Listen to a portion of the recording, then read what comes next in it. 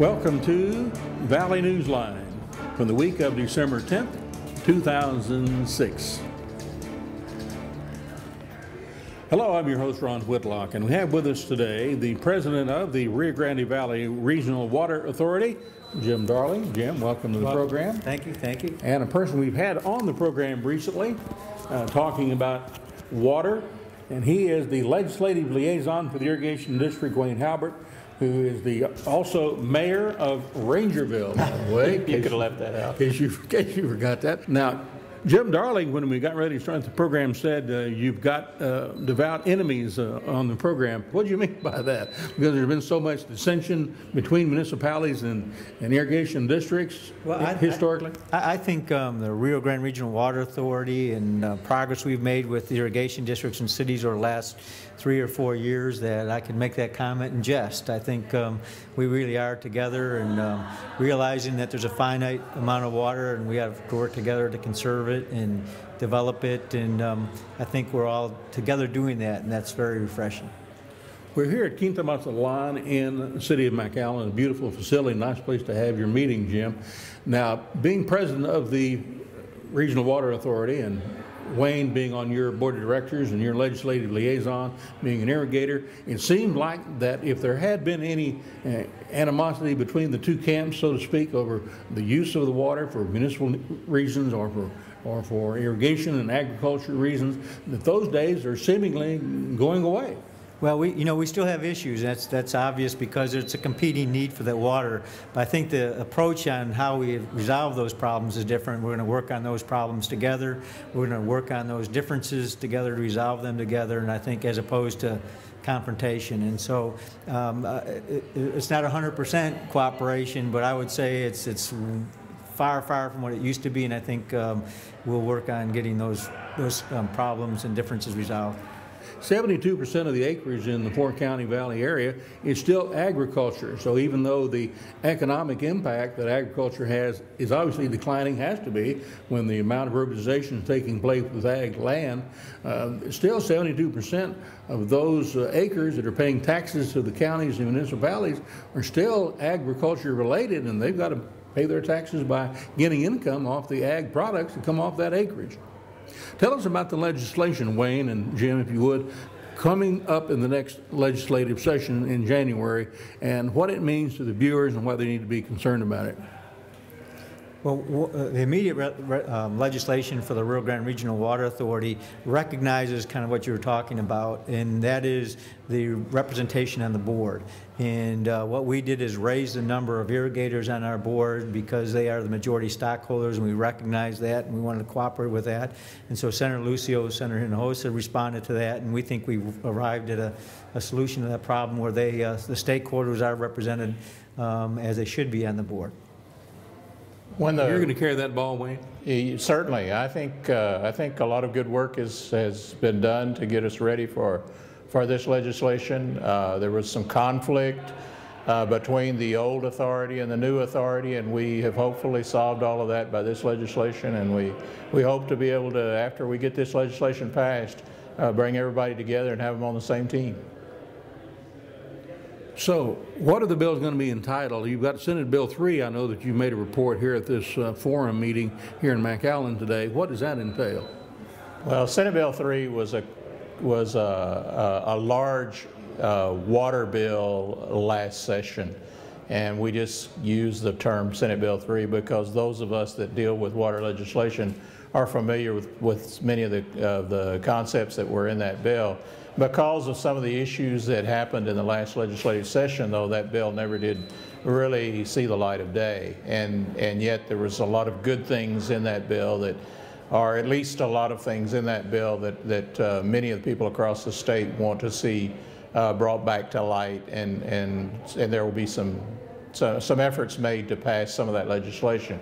It obviously probably won't be Senate Bill 3 again, but it will be another cumulative bill of several of the issues that we deal with in water, from environmental flows to reuse and many other things. It's a number of things that are out there. But one of the things you're talking about Wayne, is the aspect of trying to convert water rights when they belong at one point in time to an ag interest, but when that ag property is subdivided, to permit those rights to transfer over to the municipality.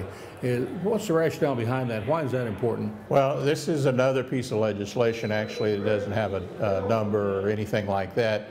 And that's an important piece of legislation that the municipal or public water suppliers, both municipal and rural water suppliers, and the irrigation districts have worked on with a task force now for about 18 months, working together to come up with a framework whereby the water rights will be transferable from agricultural use to municipal use as urbanization occurs, and put together a framework whereby that can happen on a regular basis rather than, as has happened in the past, just a fight. We've been trying to do that for about the last 25 years, I would guess, and this is real progress. And the issue has kind of been more of an economic issue, primarily economic, secondarily good use of water rights. And so we think it's a good compromise, recognizing that water does have some value, that the districts do have a need for money to improve the district system, and at the same time recognizing that the cities are there as permanent customers, if you will, and there's a certain value to that. And so the conversion of water recognizes some economic value. It also recognizes the value of the city being a customer of the district and not displacing that water to other areas. And so we finally got everybody at the table to understand each other's position, I think. And so this is really good progress. I think the biggest thing that's come out of this is communication. In that communication, you get more understanding of what the needs are of each group, and it's worked out really well. And now you're talking about working more together, Jim. That's right. And kind of an outgrowth of that is once we're together, we can look at state policies that quite don't make sense. For instance, water conversions and being able to use water more economically for agricultural purposes and switching it to municipal and coming back, things that we couldn't approach the state before because we didn't have a basic understanding. So I think the opportunity for us to grow and make better use of the water down here for everybody is now available where it wasn't before. So you're not quite as determined to take over irrigation districts as you once were, once upon a time? You know, you can fight them or join them. I fought them for a lot of years and wasn't very productive. It was fun, a lot of fun, but it's probably not as much fun joining them, but at least it's much more productive for both our constituents, I think.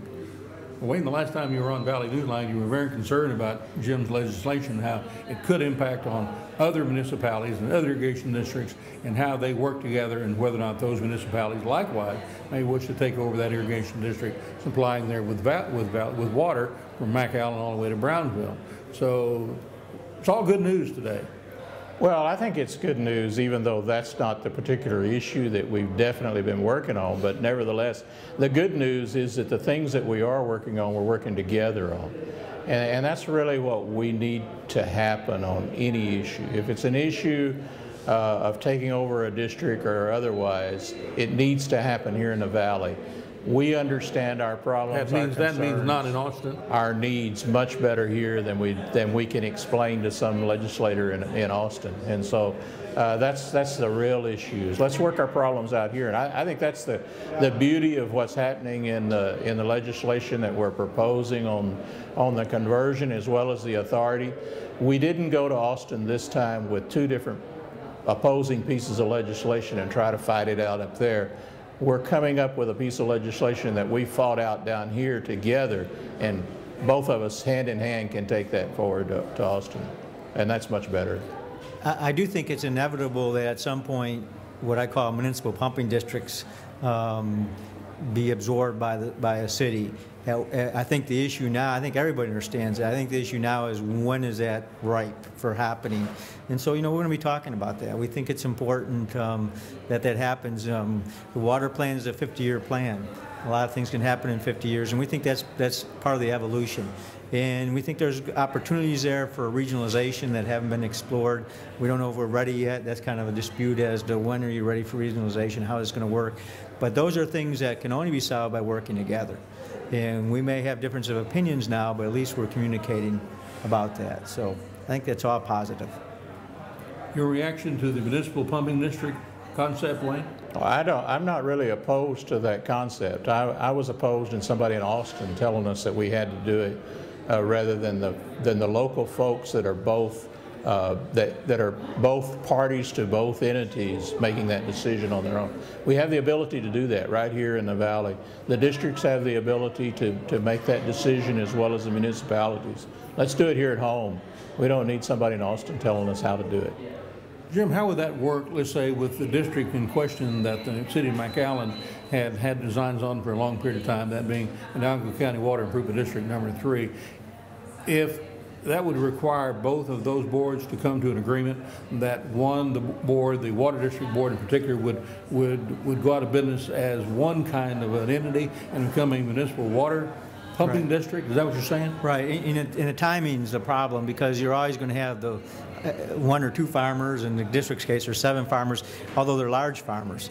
And so what we propose is, which we can do under state law, is let the city enter into a management contract. The board stays intact. If the city doesn't complete its management obligations, the board can terminate that contract and go back and operate it like they want. We think, that's a transitional step, and hopefully that's a proposal right now that's before their board, District 3 board in McAllen.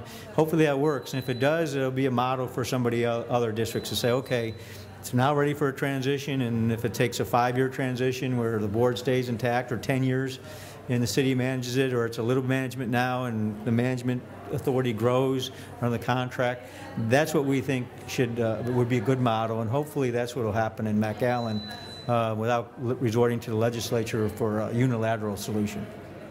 Valley Newsline talked to Congressman Henry Cuellar and to Senator Cornyn about the potentiality of Carlos Marin being appointed the actual permanent commissioner of IBWC. Here's their comments. The Valley's the IBWC's biggest responsibility yet. It was only during Duran's tenure as 15th commissioner that it saw a commissioner as many times as they saw Duran. Now we have Carlos Marin. Many Valley leaders are very concerned about that by virtue of his experience of cutting back the Valley offices, moving those dollars to Sylvester Reyes District, where that headquarters is located, and they're concerned that the next commissioner will not be a Valley-friendly commissioner. Your reaction? Well, one of the prerogatives of a United States Senator is you can put a hold on any nomination until you can get the facts necessary to satisfy yourself that the person's going to be a good appointment. And I'm happy to visit with Mr. Marin and find out what his intentions are, because I would expect that anyone that would serve in that position would not favor one portion of their responsibilities over another, and put another way, to not discriminate against certain parts of the state and favor others. I appreciate what Duran did before when he was trying to make sure that we cut administrative costs and put more money in the field. I'm a big supporter of that. When I was at the state government, I'd rather have more dollars go out in the field than out administrative costs. I would like to see what the percentage cost is for administrative costs at the International Boundary Water Commission, because I want to see the dollars come here. I will make sure that the next commissioner comes down here, spends time with us, and at the end result that I'm looking at, I want to see more dollars here, and especially like an area like this when we talk about levies. You both really pleased about the appointment of Carlos Marin potentially to the IBWC? We'd be very pleased. Our board has endorsed his appointment. We think he has the experience to do it. He has the knowledge of our issues, and we think it's also very important that somebody does get appointed very soon, because it's kind of put a person in a position where he doesn't have the full authority to act with his Mexican counterpart. So we think it's important. We think he's the right man for the job. Wayne? Carlos has been a friend of ours for many, many years. He's worked for our issues with Mexico for many, many years. He's been the point person from IBWC in doing that work already. He just didn't have the authority to actually make some of the decisions that he'll have today. And we're very pleased with his appointment. Two kinds of water we have here in the Rio Grande Valley in South Texas, and they are looked at in two different manners and means. Hurricane Alice came along in the 50s. There was a dam completed, but there was no lake. The dam was Falcon Lake. The gates were shut, the hurricane came, the dam was filled in one day, and the reservoir was filled in one day, okay? So that was drought relieving because we had a drought in the 50s. So all the farmers no longer had to pump water. But what is missed, guys, quite often is the fact, had those millions of acre feet of water come rushing down the Rio Grande, it would have inundated Harlingen and Brownsville as it had for hundreds and hundreds of years. Joining us on the program, Joe Coulter from Brownsville and Charlie Rankin from Hidalgo County, here to talk about flooding and what we can do now rather than in a year from now, 2 years from now, 10 years from now, get ready for the next tropical storm, hurricane, whatever. It's going to be sending floodwaters down the Rio Grande to flood us again, as happened during Beulah. And what can we do, fellas? You told Senator Cornyn in Mission exactly what you thought he needed to do. Senator, you can force the U.S. Fish and Wildlife to the table to meet with Carlos so that we can do some clearing along the river plain. That's what we need between now and next June. And that can be done. Otherwise, you're waiting 5 to 10 years for levees, and you've got to protect Mexico when you build your levees up. So that's down the road. We can do something now in the next 6 months to help alleviate a major flood on the Rio Grande. Well, of course, the senator's got his limitations because of the fact that the Democrats are going to take over control of the Senate, probably. But at least he could get us more money to start the levee system repair work earlier. And number two, he could go back to federal court with the State Department and get the consent decree revised to where the IBWC could go along and clear some brush along the river plain. As Senator Benson was trying to do, Senator Benson got him back to the table, and they agreed to let him mow the floodway in the arroyo. But they hadn't mowed the floodway in the arroyo for 5 years until Senator Benson did that. So this is the only thing we can do, Joe Coulter, to get ready for a Katrina-like situation. No. If in fact it's something. The immediate relief of the situation is to somehow or make the water move a little faster. The encroachment of brush along the riverbanks has actually shrunk the size of the river. And but we haven't had a storm of any consequence since Beulah, so there's been some sediment built up in the river, so the river's shallower and narrower, which means, and then the brush on the floodplain between the riverbank and the levee is going to impede the flow of water, and so it's just going to back up. And the IBWC has already come clean with us. They said, yeah, there's 115 miles of our levee system that's not adequate. It's below standards, below design level. So fixing that, they've got all kinds of hundreds of millions of dollars that they think it would cost. I think 125 million is the last number I heard. Whether that's right or not, I don't know. But in any case, what's really brings it to a focus now is last month FEMA asked IBWC to certify that the levee system would contain a flood of the magnitude of Beulah. IBWC said no.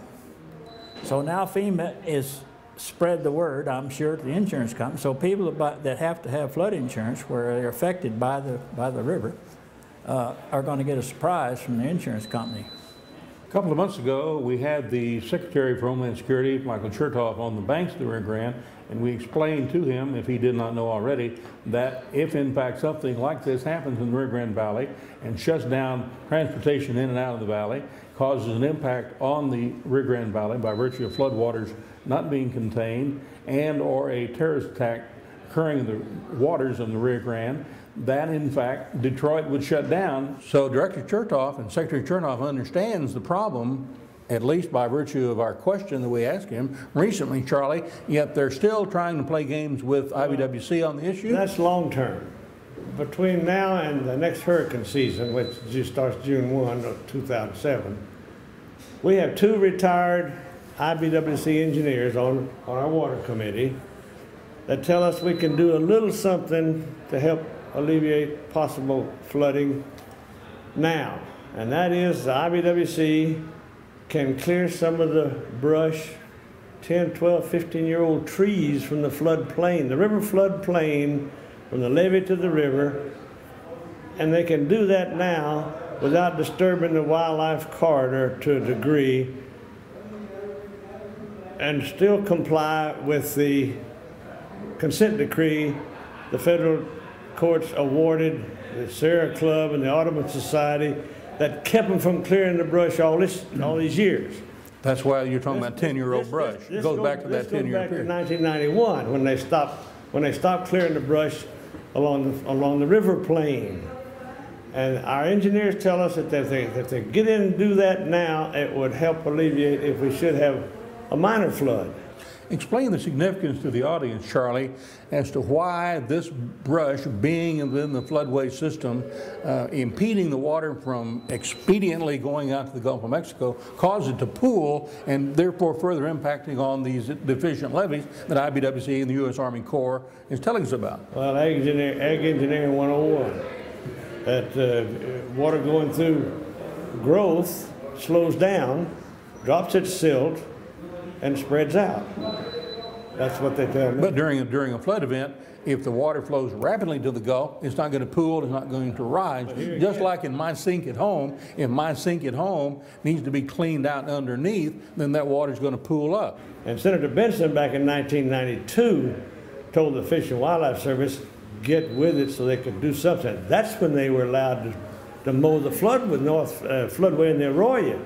Up until 1995, they hadn't even been able to mow the arroyo or the floodway from grass. So it's a long story. Well, the arroyo is very important to your county where you reside, Joe, because that's the county probably that had the most impact when the IBWC Hidalgo County levees failed at Mercedes and flooded much of Hardinger. Well, yeah, that was a failure of the system up at near Anzaldúas Dam, the reason Harlingen flooded. If you go on 1015, you go in from Progreso into Weslaco on the right side, the east side of it, there's a levee comes up there and stops. Well, that's what's called a splitter dike. That's supposed to split the water in the floodway. Some go into the north floodway out to Willis County, the other into the Arroyo. And that's never been tested. Well, yeah, it was. In Beulah, and it failed. And well, in Beulah, it was one that went this way, and they came in and redid it, and that's when they made it this way, north and south.